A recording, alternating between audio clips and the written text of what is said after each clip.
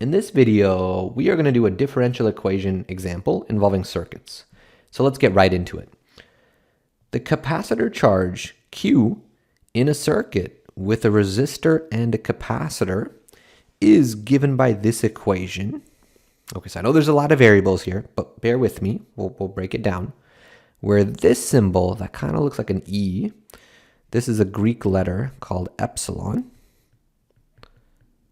For our purposes, this is just some variable here. This is the electromotive force. R is the resistance. C is the capacitance, all of which are constants. So that's important. All three of those are constants. If epsilon is 2 volts, R is 1 ohm, and C is 1 farad. T measures seconds. I want to determine Q of T in coulombs. Given that Q of 0 equals 0. So the first thing I want to mention about this is, I know this looks like there's a lot of variables, and you may not be super familiar with circuits, and you don't need to be. I'm definitely not. In fact, I may have mispronounced some of those terms, but for the purposes of being able to solve this problem, we don't need to know much about this beyond the fact that we have this equation, and we're given the values of a bunch of these constants already.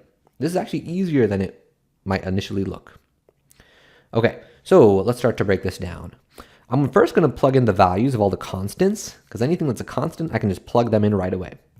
So it tells me that epsilon is 2. That'll be equal to R is 1. That's multiplying dq dt. And that's plus, well, Q is the thing I'm trying to solve for. So I don't know what Q is, but the C on the denominator of it is 1. So I'm plugging in all the things that I know. So I know epsilon is 2. I've plugged that in for the epsilon. I know that R is 1. I've plugged that in for the R. And then I know that C is 1. I'm plugging that in where the C is. All right, so now let's try to separate variables. So at this point, I want to have you pause the video and try that. See if you can separate variables and continue it from here. I want to have you pause the video for about 4 minutes to try this. So pause it in 3, 2, 1. Pause it and try it. This is good practice, seeing if you can apply our separation of variables technique to tackle this.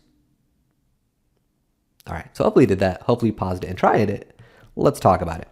So if I isolate dq dt, I'm going to write that first. dq dt, it equals, I just want to move this q over 1 over to this side by subtracting. So that'll give me 2 minus q. I just decided to write the dq dt first. And then from there, I can multiply over the dt to the right and divide 2 minus q over to the left. So that'll give me dq, let's write that better, dq over 2 minus q equals just dt on the right. Now that they're separated, we can integrate both sides. One thing I want to notice about this is, typically when I'm dividing by a variable like this, I have to worry about what if the denominator is going to be 0? And that would happen if Q was just 2, if it was just the constant 2. But I don't need to worry about that. Q is not simply equal to 2, since the problem tells me that when t equals 0, the value of Q is 0. So Q is not equal to 2, since it tells me that, when t is 0 and you plug that in, it equals 0 and not 2. So this thing I'm dividing by isn't 0, so we're in the clear. I can do that. If we weren't told that, we'd have to consider 2 separate cases. What do I get if Q is 2 versus if it's not 2? And we saw that in one of our previous videos in this section. How do we handle those cases? All right, so for my antiderivative, on the left, I know I'm going to have an ln, absolute value of 2 minus q involved, but is there a constant in front? Well, if I were to do the derivative of this, the derivative ln of stuff is, it's 1 over the stuff times the derivative of that stuff, which pops out a -1.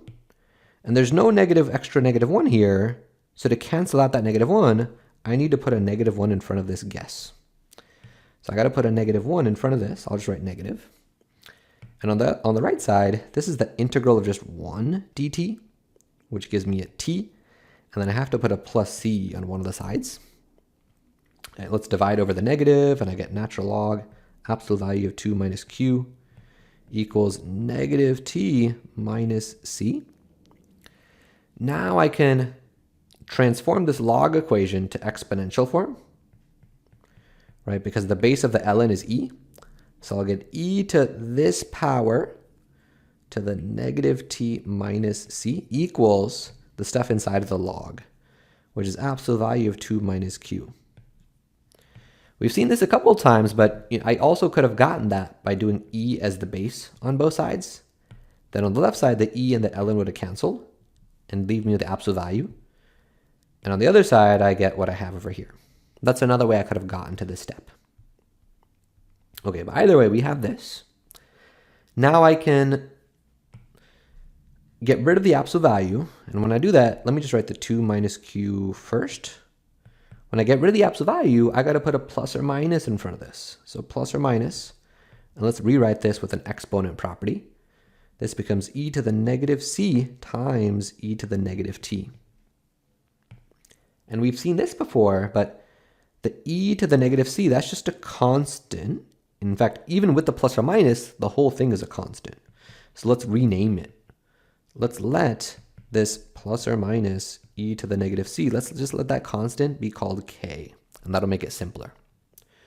So doing that, I get 2 minus q equals that constant in front, I'm just renaming it k, times e to the negative t. All right, so it's looking simpler. To solve for that constant, we use this initial condition. All right, so let's use that. Let's use the fact that q of 0 equals 0. So that means when you plug in 0 for the t, that the value of q is 0. So the value of q is going to be 0. Let's highlight that in orange. If, on the right side, you plug in 0 for the t. So k times e to the, and I'll get negative, I'm plugging in 0 for the t. All right, and if we simplify this, we end up with 2 on the left equals just k on the right. So I got the value of k. Let's plug that back into our equation. So that gives me 2 minus q equals, and then k is 2, times e to the negative t. And if I isolate q in this, I'll end up getting that q equals 2 minus 2e to the negative t. And that's my value of q. So I'm gonna, and is that what I wanted? Yeah, determine q of t. Writing q of t is the same thing as just writing q. So at this point, I have a formula for it. And there we have it.